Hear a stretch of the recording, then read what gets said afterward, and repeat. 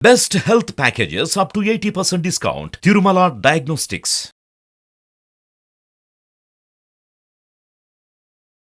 నమస్కారం గురుగారు. శ్రీమాత్రే నమః.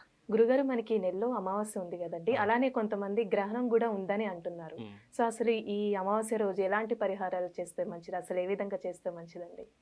తప్పకుండా తెలియజేస్తానమ్మా. ముందుగా ప్రేక్షకులందరికీ శ్రీమాత్రే నమః, శ్రీ గురుభ్యో నమః.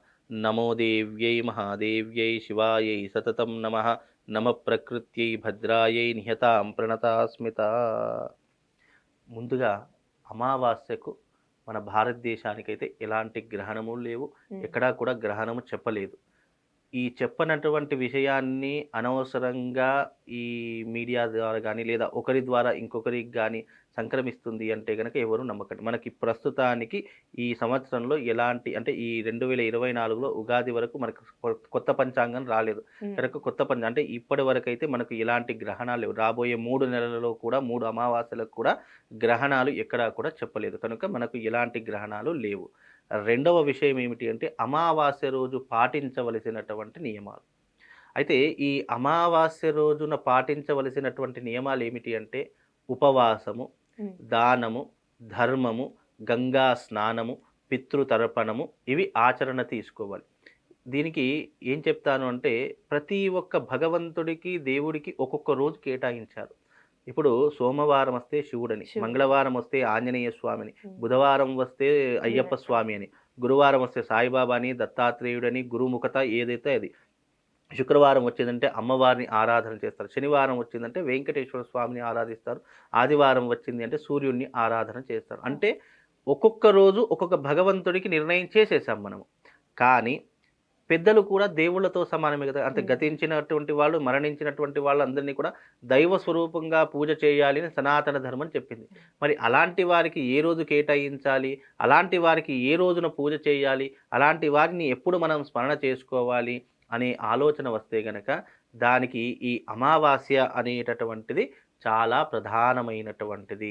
అంటే పితృదేవతలు సంతోషించడానికి, పితృదేవతల యొక్క కర్మలు చేయడానికి, పితృదేవతల యొక్క సంపూర్ణమైనటువంటి అనుగ్రహాన్ని మనం పొందడానికి ఈ యొక్క అమావాస్య అనేటటువంటి పితృదేవతలకు అందించినటువంటి గొప్పనైనటువంటి వరం. అయితే ఈ అంటే ఈ అమావాస్య అనే కాదు, ఏ అమావాస్య తీసుకున్నా పితృదేవతలకు తిలతర్పణము, పిండ ప్రదానము, లేదా పితృదేవతలకు ఆహార పదార్థాలు పెట్టడము ఇవి ప్రధానమైనటువంటి కర్తవ్యంగా సనాతన ధర్మం తెలియజేసింది. ఎందుకు అంటే ఇక్కడ శాస్త్రం నందు ఏం చెప్పారు అంటే శాస్త్రం అనేటటువంటిది చాలా లోతుగా ఆలోచిస్తే గనక దాని యొక్క వ్యవహారం అనేటటువంటిది మనకు అర్థమవుతుంది. అయితే శాస్త్రం నందు నువ్వు దేవతా అనుగ్రహాన్ని అతి సులభంగా పొందవచ్చు, కానీ పితృదేవతల యొక్క అనుగ్రహం లేకపోతే గనక నీకు ముక్కోటి దేవతల యొక్క అనుగ్రహం ఉన్నా అది వ్యర్థమే, నీకు జీవితంలో ఎలాంటి పని చేయదు. కనుక నువ్వు మొట్టమొదట కర్తవ్యం పితృదేవతల యొక్క సంపూర్ణమైనటువంటి అనుగ్రహాన్ని, వాళ్ళ యొక్క దృష్టిని నీ మీదికి మళ్లించుకుంటే గనక నీ జీవితం చాలా అద్భుతంగా గడుస్తుంది. ఎందుకు అనంటే గనక ఇక్కడ దేవతల యొక్క అనుగ్రహాన్ని మనము ఎన్నో రకాలుగా పొందవచ్చు. అర్చన ద్వారా, హోమము ద్వారా, క్రతువుల ద్వారా, యజ్ఞయాగాదుల ద్వారా, ఇలా ఎన్నో రకాలైనటువంటి విధి విధానాలు. కానీ పితృదేవతలకు కేవలం ఒకటే విధానము, తర్పణము ద్వారానే పితృదేవతల యొక్క అనుగ్రహాన్ని మనం పొందుతాము. కనుక ఇంకో విషయం కూడా చెప్తాను. అంటే ఇది ఎవరికి తెలుసో తెలియదో నాకు తెలియదు, కానీ ఎవరైతే అపమృత్యు బారి నుండి పడి చనిపోయారో, అంటే యాక్సిడెంట్లు కావడం కానీ, అనుకోకుండా చిన్న వయసులోనే మరణించడం కానీ, ఇంట్లో ఉరి వేసుకొని చనిపోయినా కానీ, రోడ్డు ప్రమాదంలో అనుకోకుండా మృతి చెందడం కానీ, ఇవన్నీ కూడా అపమృత్యు దోషాల కిందికి లెక్క వస్తాయి.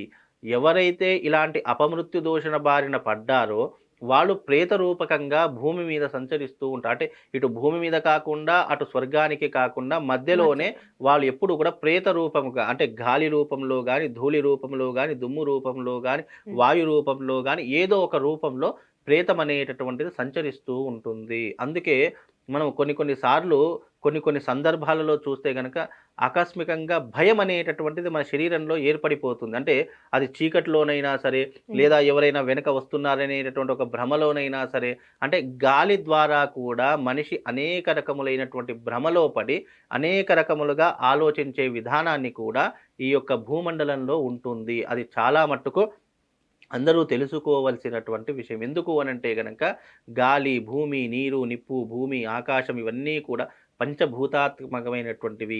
ఈ పంచభూతాత్మకంలో అన్నీ ఉంటాయి. దేవతలు ఉంటారు, దానవులు ఉంటారు, అలాగే ప్రేతములు ఉంటాయి, పిశాచములు ఉంటాయి, అన్నీ కూడా ఉంటాయి. అందుకే అమావాస్య రోజు గతించినటువంటి వారికి మనము ఎవరైతే తండ్రి లేనటువంటి వారు ఉన్నారో వాళ్ళు అమావాస్య రోజు ఒకే పూట భోజనం చేయాలి. ఏకభుక్త భోజనము అని అంటారు. కనుక ఆ అమావాస్య రోజు ఒకేటే పూట భోజనం చేస్తే తల్లిదండ్రుల యొక్క సంపూర్ణమైనటువంటి అనుగ్రహం కలుగుతుంది. అలాగే అతడు భోజనం చేసేటటువంటి ముందుగా తన తండ్రికి కాకపిండము అని చెప్పేసి అంటాము.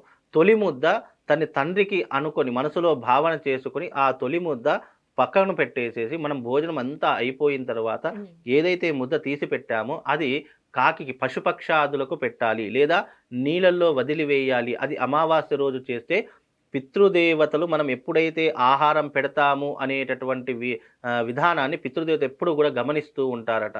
కనుక ఇలాంటి విధానాన్ని చేస్తే కనుక పితృదేవతల యొక్క అనుగ్రహాన్ని మనం పొందగలుగుతాం. అంటే ప్రతి అమావాస్యకు పితృతర్పణం చేసుకోండి, పితృదేవతల యొక్క అనుగ్రహాన్ని పొందాలి. అయితే పితృదేవతల యొక్క అనుగ్రహాన్ని మనం పొందాలి. అదే రకంగా చెప్పుకుంటే గనక ఈ యొక్క భూమండలంలో పితృదేవత అనుగ్రహం పొందడానికి అమావాస్యనే పర్ఫెక్ట్ అయినటువంటి రోజు. దీనికి మించినటువంటిది ఇంకా ఏమీ కూడా లేదు. కనుక ఈ సమయంలో పితృదేవతలను ఆరాధించడం వల్ల మనకు సంపూర్ణమైనటువంటి అనుగ్రహం కలుగుతుంది. అదే రకంగా చూసుకున్నట్టయితే అమావాస్య రోజు శని భగవానుని పూజించడం ద్వారా కూడా అపమృత్యు దోషాలు తొలగిపోతాయి. ఎందుకంటే శని భగవానుడు ప్రాణానికి కారకుడవుతాడు, రోగానికి కారకుడవుతాడు, రుణానికి కారకుడవుతాడు. ఇలా ఎన్నో రకాలుగా చెప్పుకుంటూ పోతే జీవితంలో మనం చేసిన తప్పు ఒప్పులకు కర్మ ఫలితాన్ని అందించేటటువంటి వాడు గ్రహాలలో శని భగవానుడు. అందుకే అతనికి కర్మస్థాన రూపముగా ఇచ్చారు.